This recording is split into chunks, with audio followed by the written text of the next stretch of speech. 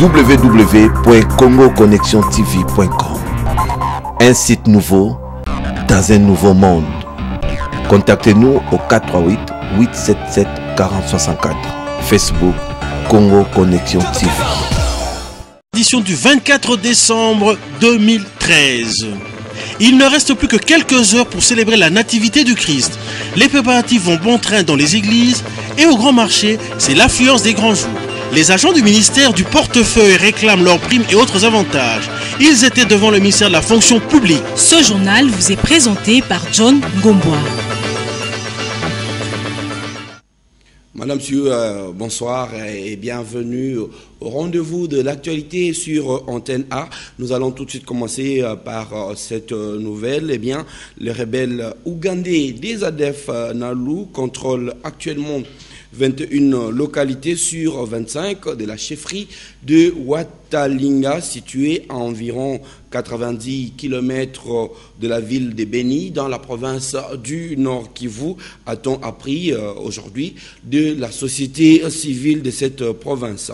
Sur les 25 localités de la chefferie de Watalinga, 21 sont présentement occupées par les ADF Nalu, a indiqué un membre de la société civile de Watalinga avant de révéler que ces rebelles ougandais ont verrouillé tout accès dans cette zone. D'après les sources onusiennes, les ADF Nalu ont déjà enlevé et tué des civils qui ont voulu s'approcher de cette zone depuis juillet dernier. Plus de 108 personnes ont été tuées et 123 autres kidnappées par les ADF Nalu dans la chefferie de Watalinga. Revenons à Kinshasa où ce 24 rime avec les préparatifs des fêtes de fin d'année, principalement la Noël, vous le savez. Eh bien, ce n'était pas la grande joie du côté du ministère du portefeuille où des agents ont pris d'assaut le bâtiment du ministère de la fonction publique pour réclamer leurs primes et autres avantages. Ils se disent omis alors qu'ils sont régulièrement notifiés, admis dans l'administration publique. C'est un reportage de Polydor Ngaziami et Duzen Belebele. À quelques heures de Noël, et pendant que les autres sillonnaient les marchés pour se procurer de quoi apporter de leur couleur à la fête, ces Congolais couraient encore derrière leurs droits. Le droit à la prime et aux autres avantages. Ce sont des agents du ministère du portefeuille. Ils sont plus de 80 à faire partie du lot des omis. Pourtant, ils se disent réguliers, notifiés et possédant des affectations. Après plusieurs correspondances adressées à l'autorité compétente et demeurées sans suite, ils ont décidé de se rendre eux-mêmes au ministère de la fonction publique. Au cas général des arrêtés pris depuis octobre 2010, nous sommes partout dans toutes les administrations, sur toute l'étendue du pays.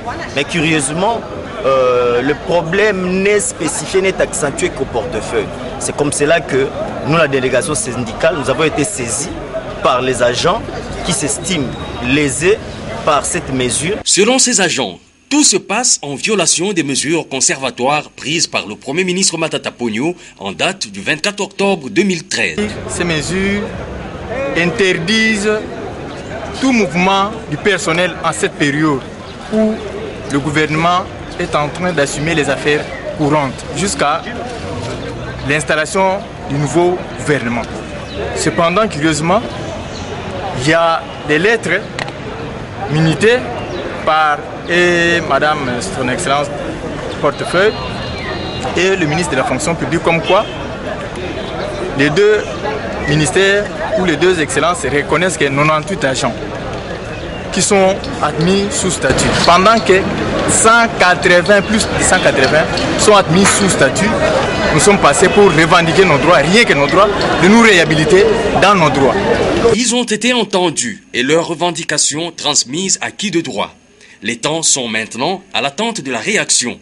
Une réaction qu'ils espèrent positive et bienfaisante, surtout pour les festivités de fin d'année. Eh bien, Noël, c'est déjà ce 25 décembre.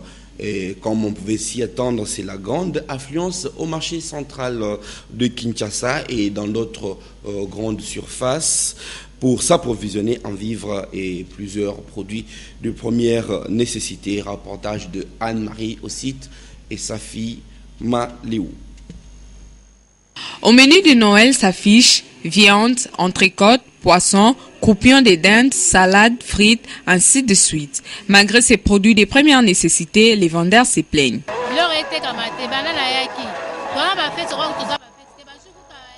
Depuis que je suis arrivée ici depuis les matins, je n'ai rien vendu. En tout cas, pendant cette période, on ne sent pas le mouvement se faire ici au grand marché.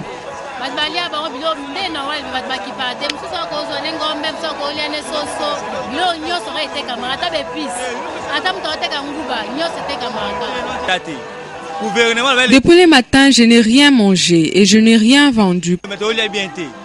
Alors que sous d'autres cieux, la dinde est un plat qui est prévu pour la fête de Noël. Cette réalité est loin de s'appliquer en République démocratique du Congo.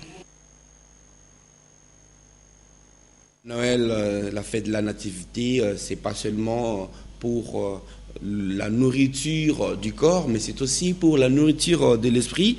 Les églises se préparent. À l'église Tabernacle des Gloires Mission Mondiale des Saluts, les responsables et les enfants se préparent pour célébrer avec faste ces rendez-vous.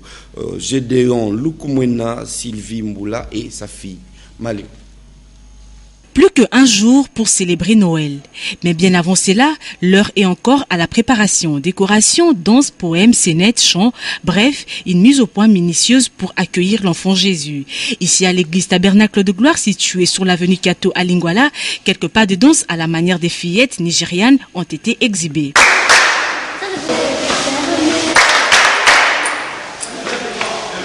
À côté de la danse, les récitations des versets bibliques seront également de la partie. Apocalypse 19, verset 11. Puis j'ai vu le ciel ouvert, et voici apparu un cheval blanc. Celui qui l'est monté s'appelle Fidèle, et véritable, et juge et combat avec justice. Parole du Seigneur. Naoum 1 seul, l'Éternel refuge. Au jour de la détresse, il connaît ceux qui se confient. Parole du Seigneur. Quant à ce qui concerne la véracité de cette nativité, un des responsables de cette église, le révérend Patrick Chibaka, confirme. Jésus n'est pas seulement spirituel, il est aussi historique.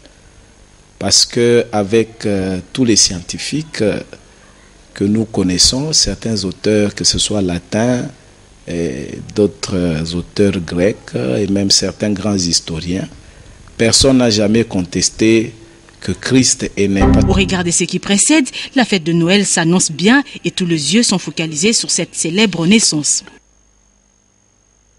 Dans un autre registre, le vice-ministre à la coopération internationale et régionale Dismas Mangungu a conféré avec Kin Tai Jin, représentant résident du bureau des COICA en République démocratique du Congo. Il s'agissait d'évaluer la coopération bilatérale entre la RDC et la Corée du Sud dans les domaines techniques et sanitaires. Reportage de Patricia Amouli et Duzen Belebele. L'Agence coréenne de coopération internationale, COICA, va lancer dans un proche avenir plusieurs projets techniques avec la RDC dans différents secteurs du développement socio-économique. C'est la raison d'être de l'audience que le vice-ministre à la coopération internationale et régionale, Dismas Mambengu, a accordé ce 24 décembre 2013 aux représentants résidents du bureau du COICA en RDC. Pour le projet de l'eau et assainissement, c'est dans la province de Bandundu, précisément dans le territoire de Idiofa. Il est prévu de faire, parce que c'est un milieu rural, des forages d'eau pour la population qui souffrait vraiment de l'eau potable et il y a beaucoup de maladies d'origine hydrique. Par exemple, ça, pour la santé maternelle, on va assister les femmes enceintes qui doivent accoucher. Je crois qu'on va offrir également des médicaments. Ça sera dans la province du Bandundu, dans Kwango, à Kenge exactement. Et il y aura également la prise en charge donc, de certains aspects. Le renforcement des capacités du personnel également médical. Le vice-ministre a rassuré la délégation du COICA que tout sera mis en œuvre pour leur faciliter la tâche avec la signature de la note de change pour un travail en bonne et due forme. Et puis, cette nouvelle en rapport avec notre financement en provenance de la Banque mondiale, eh bien, sachez que la Banque mondiale a approuvé des financements à hauteur de 14,64 millions de dollars américains pour promouvoir la protection de la biodiversité en République démocratique du Congo. Selon un communiqué de la Banque mondiale, la RDC va gérer son vaste réseau d'aires protégées qui se compose de 7 parcs nationaux et de 57 réserves naturelles et réserves de chasse couvrant environ 22 millions d'hectares riches en biodiversité d'importance mondiale. Les financements accordés se composent d'un don de 3 millions de dollars de l'Association internationale de développement et d'un don de 11,64 millions de dollars de la Caisse de fonds pour l'environnement mondial. Les parcs et les réserves de la RDC sont reconnus au plan mondial pour leur trésor naturel de la classe internationale. Mais un grand nombre d'entre eux sont menacés par des activités d'abattage illicite, l'empiètement des communautés avoisinantes et les braconnages, a affirmé le directeur de la Banque mondiale pour la RDC, Eustache Wairo. Monsieur Wairo a expliqué que ce projet va aider à préserver la biodiversité d'importance mondiale de la RDC, améliorer la viabilité à long terme du système de parcs nationaux et contribuer à créer des emplois et à assurer la stabilité dans les communautés du pays déchiré par la guerre. Voilà. Les entreprises se mettent au pas du système comptable OHADA, les universités aussi. Initiative globale Investir, IGI, organise du 23 au 31 décembre 2013 à l'Université protestante du Congo une formation sur les droits et les systèmes comptables OHADA. Une entreprise qui a également besoin des réformes et des restructurations. C'est bien la SONAS, le comité de pilotage de la réforme des entreprises publiques, a organisé ce lundi 23 décembre au cercle de Kinshasa un atelier sur la restructuration de la SONAS. Reportage de Jean-Louis Mersekama et Mathieu Ngadipovi. Depuis quelques années, voici la vitrine de la SONAS. Ce sont les séances hebdomadaires de remboursement des sinistres survenus, connues sous le nom de jeudi sinistre. En réalité, derrière cette vitrine, la situation de la SONAS est peu reluisante.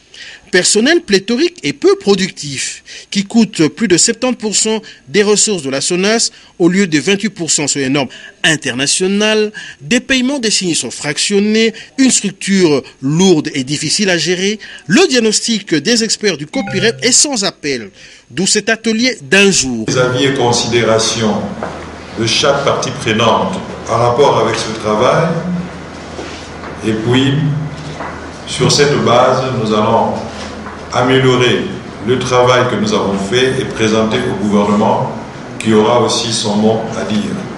La SONAS a reconnu ce verdict et propose à son tour une thérapeutique de choc qui implique l'appui de l'État. Une des réformes phares de ces dernières années est l'adhésion de la RDC à l'OHADA depuis le 12 septembre 2012. Ce changement implique le passage du plan comptable général congolais au système comptable OHADA. L'IGI, Initiative globale Investir, organise pour ce faire du 23 au 31 décembre 2013 à l'Université protestante du Congo une séance de formation sur le droit et le système comptable OHADA. Le recteur de l'UPC, Monseigneur Ngoy, a encouragé les étudiants à y participer, à se mettre à la page, ce qui est le propre même des universitaires. Le coordonnateur de l'IGI rappelle les échéances. Le système comptable OHADA,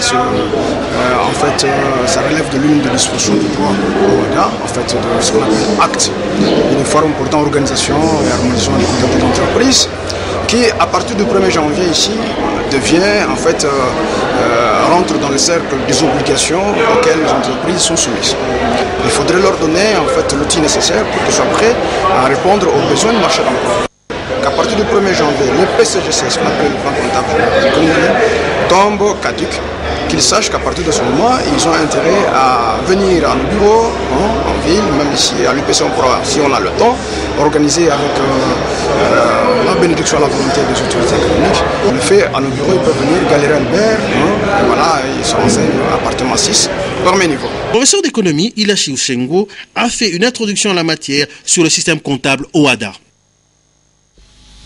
La plateforme de la société civile Agir pour les élections transparentes et apaisées, AETA a présenté ce mardi à l'hôtel Sultani son analyse technique des orientations du chef de l'État devant le Congrès. L'occasion était indiquée pour l'AETA de donner sa position sur la poursuite du processus électoral 2013-2016. Nous allons y revenir tout à l'heure avec Alain Kouka. Le temps de vous annoncer que les forces acquises au changement opposition ont donné leur position par rapport à la fin de pourparlers des Kampala le 12 décembre à Nairobi. C'était au cours d'un point de presse tenu ce mardi au siège des FAC opposition dans la commune de Kinshasa. Suivez plutôt le modérateur de cette structure, Jean-Pierre Lisanga Bonganga, est au micro de Africa Mujinga.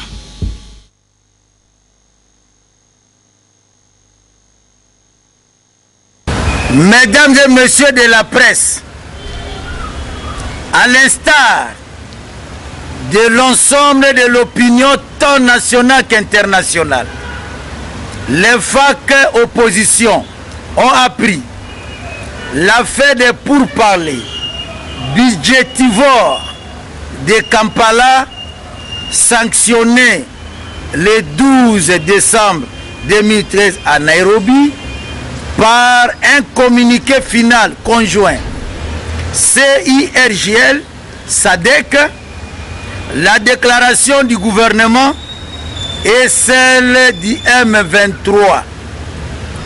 Les engagements pris par le gouvernement de la République démocratique du Congo à travers sa déclaration ont suscité des réactions dans des sens divers. Ces déclarations, ces réactions ont eu le mérite de mettre à nu les rivalités et autres querelles de boutiques qui opposent deux mouvances du camp des kabylistes de première heure, à savoir d'un côté la mouvance PPRD et alliée, et de l'autre côté bien sûr l'INC de Caméré et ses alliés, des circonstances frustrées d'avoir été écartés au Majoa. Pour les FAC opposition, toutes ces agitations statiques sont à mettre sur le compte d'une querelle de ménage, d'une distraction qui ne sert en rien les intérêts du peuple congolais. L'opposition politique est responsable, la vraie que nous représentons, qui a pris part aux concertations nationales, fait de la cohésion nationale son cheval de bataille. Pour les FAC opposition, le véritable enjeu politique de l'heure est la mise en œuvre effective des recommandations des concertations nationales. Voilà, dans le même registre, l'UR s'est aussi prononcé au sujet des concertations. Les partis chers à Norbert Louyeye, l'Union des Républicains, s'est exprimé face aux questions de l'heure. Les propos sont recueillis par Jean-Louis Mersekama. Dans son analyse technique des orientations du chef de l'État devant le Parlement réuni en Congrès, AETA note que deux options divergentes se dégagent dans le chef des acteurs politiques quant à l'opportunité ou non d'organiser des élections locales avant 2016.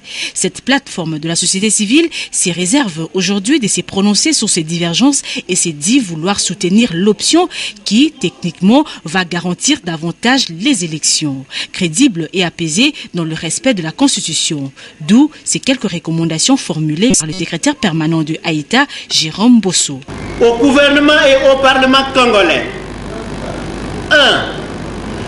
de doter la Commission électorale nationale indépendante d'un budget conséquent et de mécanismes souples et autonomes de son exécution afin de rassurer davantage l'indépendance de l'action de cet organe de gestion électorale en vue de garantir un déroulement effectif des autres étapes du cycle électoral dans le respect strict des normes constitutionnelles d'ici 2016.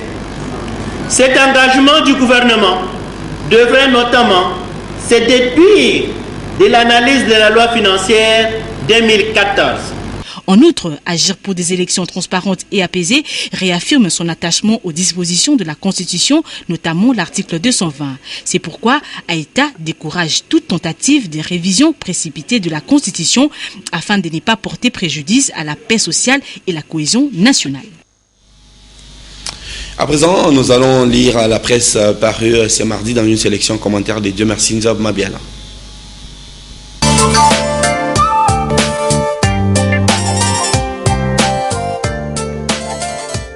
Bonsoir, commençons cette revue de presse avec Africa News qui rappelle qu'en 2014, les magistrats nommés récemment par ordonnance présidentielle vont totaliser 3 ans de service.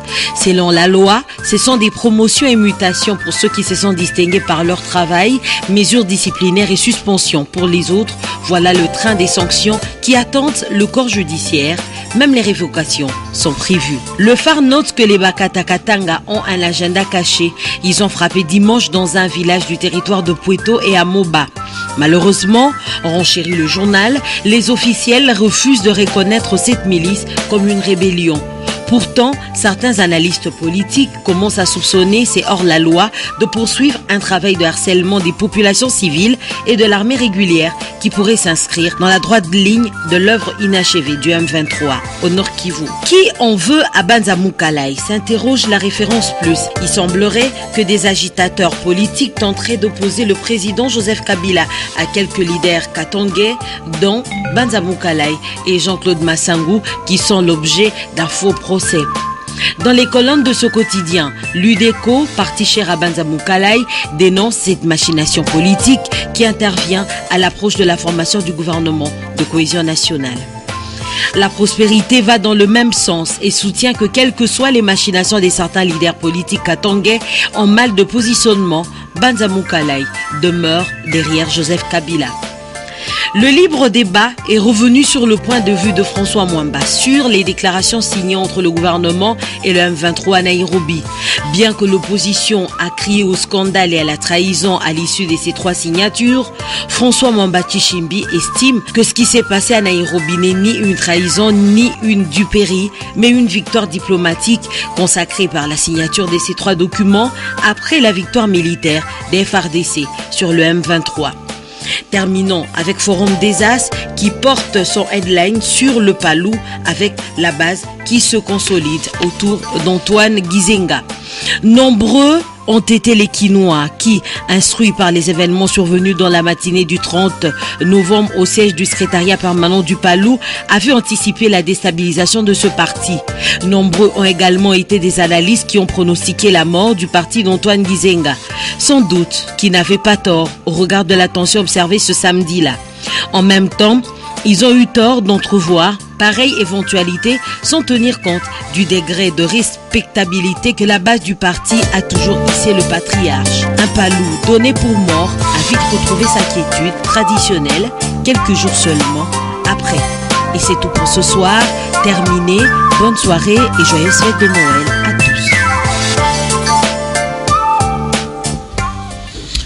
Voilà, il est terminé le journal. Merci de l'attention que vous nous avez accordée. Et déjà, joyeux Noël. Je vous retrouve demain 19h. Bonsoir. www.congoconnexiontv.com. Un site nouveau dans un nouveau monde. Contactez-nous au 438 877 4064. Facebook Congo Connexion TV.